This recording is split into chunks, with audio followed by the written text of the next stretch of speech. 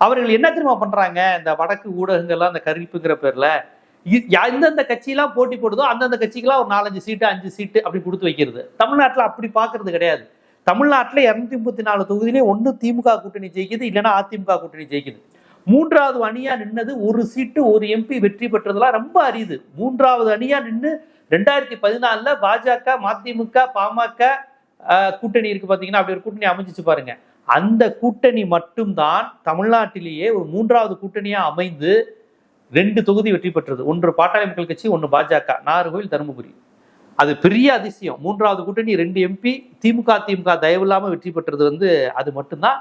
அது கூட நிறைய சாதி கணக்கு மத கணக்கு சொல்றாங்க, அதனால நடந்துருச்சு. அது மட்டும் இல்லாம அப்ப பாத்தீங்கன்னா பாஜகவுக்கு பெரிய வேவ் தமிழ்நாட்டில் இல்லை. ஆனா மோடிக்கு ஒரு வேவ் இருந்தது. அந்த ஃபர்ஸ்ட் டைம் மோடி வந்தப்ப குஜராத் மாடல் சுவிட்சர்லாந்து மாதிரி இருக்கு, தாய்லாந்து மாதிரி இருக்குன்னு சொல்லி அதுக்கு ஒரு பிம்பத்தை கட்டமைச்சாங்க. இதையெல்லாம் சேர்ந்து அப்படி ஒரு விஷயம் நடந்தது. அதற்கு பிறகு மூன்றாவது கூட்டணிங்கிறது மிகப்பெரிய அளவில் யார் தலைமையிலும் பெரிய லெவல்ல தாக்கத்தை ஏற்படுத்தல. இப்ப அதே மாதிரிதான் விஜய் வந்திருக்கிறாருங்கிறப்ப அந்த வழக்கமா தமிழ்நாட்டில் மூன்றாவது அணிக்கு என்ன கொடுப்பாங்களோ அதுதான் வச்சுக்கலாம். இப்ப 20 சீட்டு ஜெயிப்பாங்கன்னு மனசாட்சி இல்லாம சொல்றாங்க. விஜய்க்கு குறைவான சீட்டு கொடுத்தவங்களே 12 சீட்டு 15 சீட்டுங்கிறாங்களே. அப்ப 15-20 தொகுதியில 36 விழுக்காடு அவர் வாங்குறாரா? 36 விழுக்காடு அவர் 20 தொகுதிகளில் வாங்கினால் மட்டுமே ஒரு தொகுதியில ஜெயிக்க முடியும்.